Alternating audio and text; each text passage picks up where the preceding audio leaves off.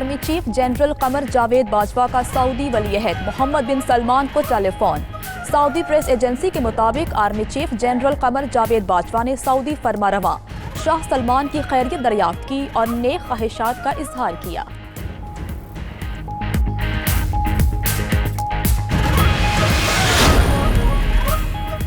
बलूचिस्तान में अमन अमान और तरक्की अवलीन तरजीह है। गवादर की तरक्की खित्ते के लिए गेम चेंजर साबित होगी।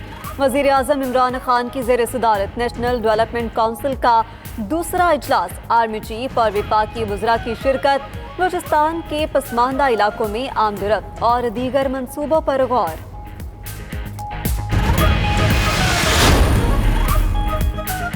खैबर पख्तूनख्वा और पंजाब में आटे की कीमतों में इजाफा। लाहौर में चक्की के आटे की कीमत 70 रुपए फी किलो मुकर्रर। फाइन मैदे की बोरी की कीमत भी 2000 रुपए इजाफा। रोटी और नान की कीमतों में भी इजाफे का खदशा। KPK में 20 किलो आटे का थैला 100 रुपए महंगा। फ्लोर मिल्स का कहना है कि कीमत 1500 तक पहुंच सकती है।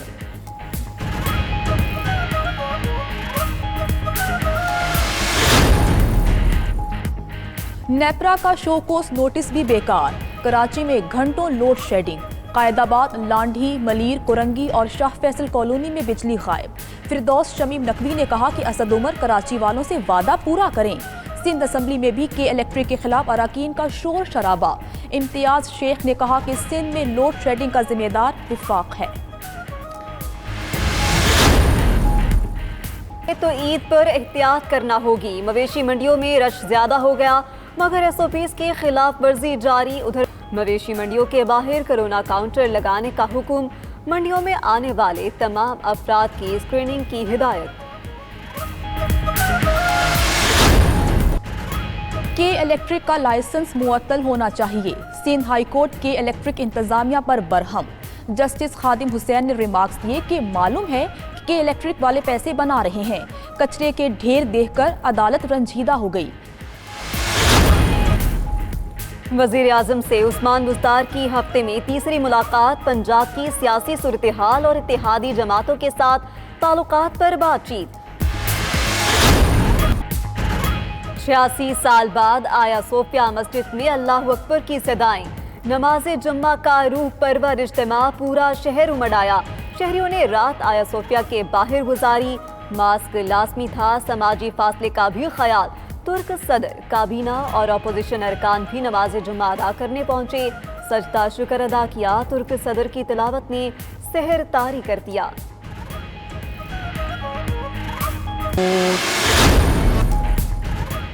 कौमी क्रिकेट टीम के इंट्रा स्क्वाड प्रैक्टिस मैच का पहला रोज। PCB ग्रीन 113 रन्स पर ढेर। PCB वाइट ने 3 विकेटों पर 85 रन्स बना लिए। नसीम शाह की गेंद हाथ पर लगने से इमामुल हक जख्मी हो गए। इटालियन फुटबॉल लीग में पहली पोजीशन पर मौजूद फुटबॉलर क्रिस्टियानो रोनाल्डो की टीम को अपसेट शिकस्त का सामना। सनसनीखेज मुकाबले के बाद एडिनेसे ने पुरचेस को 2-1 से शिकस्त दे दी। उधर इंग्लिश प्रीमियर लीग की फातिह लिवरपूल के कप्तान जॉर्डन एंडरसन के लिए एक और एजाज। इंग्लैंड के फुटबॉलर ऑफ द ईयर का अवार्ड ले उड़े।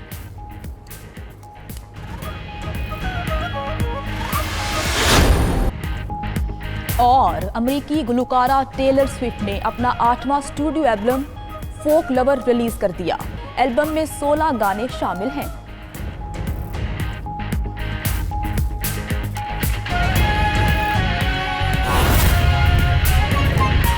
बराह रास्त कौमी असम्बली लिए चलते हैं। वज़ीर कानून फ़ारूक नसीम इजहार ख्याल कर रहे हैं। साल भर पहले उसका सवाल जवाब, रीजॉइंडर, एफिडेविट सारी चीज़ें फाइल करनी पड़ती हैं। तो उन प्लीडिंग्स पे जब केस आर्ग्यू होता है तो ICJ ये फैसला करती है कि नहीं, आपने इसको काउंसलर एक्सेस देनी थी, नंबर 1। सेकेंडली ICJ ये कहता है कि ठीक है, जो इंडिया का जो प्रेयर थी कि इस आदमी को छोड़ दिया जाए और एक्विट कर दिया जाए, तो वो प्रेयर तो हम ग्रांट नहीं करेंगे। लेकिन पाकिस्तान पर एक ऑब्लिगेशन डाली ICJ ने, और ये सर ये जजमेंट में लाया हूँ, और इसके लंबा चौड़ा जजमेंट है लेकिन दोस्त हमारे सारे बैठे हैं। अगर इसका पैराज 144, 145, 146, 147 और 148 यानी 144 से 148 तक अगर इसका थोड़ा सा मुताला करें तो उसके अंदर ICJ ने पाकिस्तान पर एक ऑब्लिगेशन राइज की, और वो ऑब्लिगेशन ये थी कि पाकिस्तान जो है वो इफ़ेक्टिव रिव्यू और रिकंसिडरेशन के लिए कानून बनाए। ये लिखा हुआ है इसके अंदर। और ना सिर्फ ये कहा गया बल्कि इसके अंदर, क्योंकि बाद में एक पिटिशन भी फाइल क्योंकि इस्लामाबाद हाई कोर्ट में हुई है तो मैं उसका भी इसको रैप अप करूं, ये पैरा 145 में इस जजमेंट पे ये लिखा है कि पाकिस्तान का जो ये ऑब्लिगेशन है for effective review and reconsideration, वो है obligation with regard to the result, यानी आप इफेक्टिव रिव्यू और रिकंसिडरेशन करेंगे। सर नतीजतन जो इसकी लैंग्वेज थी, ICJ के जजमेंट की लैंग्वेज थी, उस लैंग्वेज के ऐन मुताबिक ये ऑर्डिनेंस जो है फ्रेम किया गया, इसको पास किया गया या प्रोमलगेट किया गया। और बाय द वे NRO वो चीज़ होती है जैसे जनरल मुशर्रफ ने NRO निकाला था कि उन्होंने माफ़ कर दी थी, सज़ाएं माफ़ कर दी थी, जो पेंडिंग प्रोसीडिंग्स थी वो ख़त्म कर दी थी। यहाँ किसी किस्म की कोई सज़ा ना माफ़ की गई है, ना कोई पेंडिंग प्रोसीडिंग कोई ख़त्म की गई है।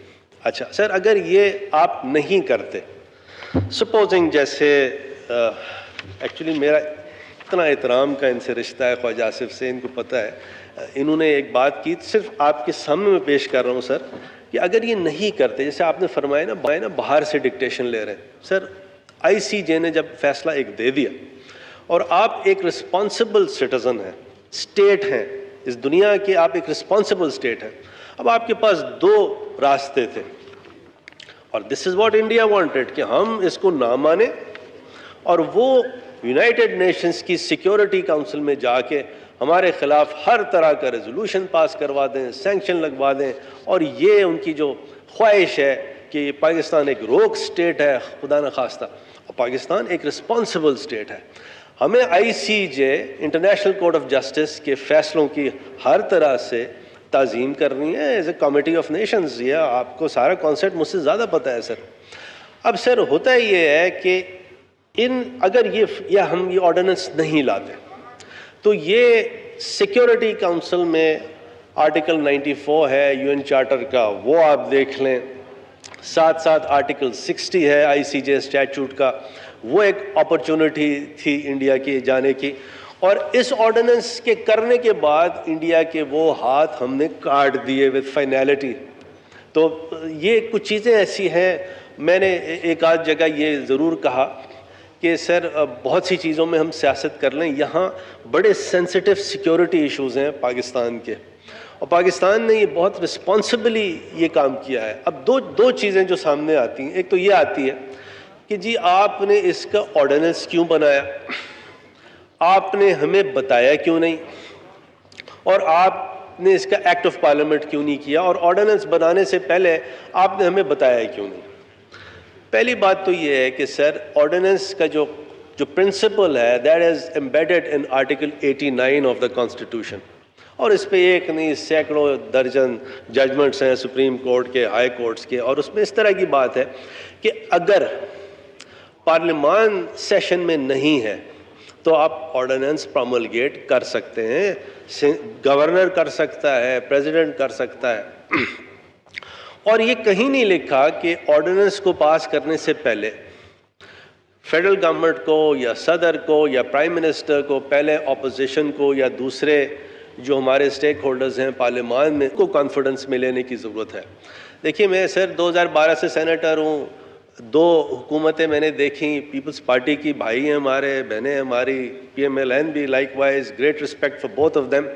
तो ये भी जब ऑर्डिनेंस लाते थे तो ये सर अपोजिशन से कंसल्ट नहीं करते थे क्योंकि ये रिक्वायरमेंट नहीं है।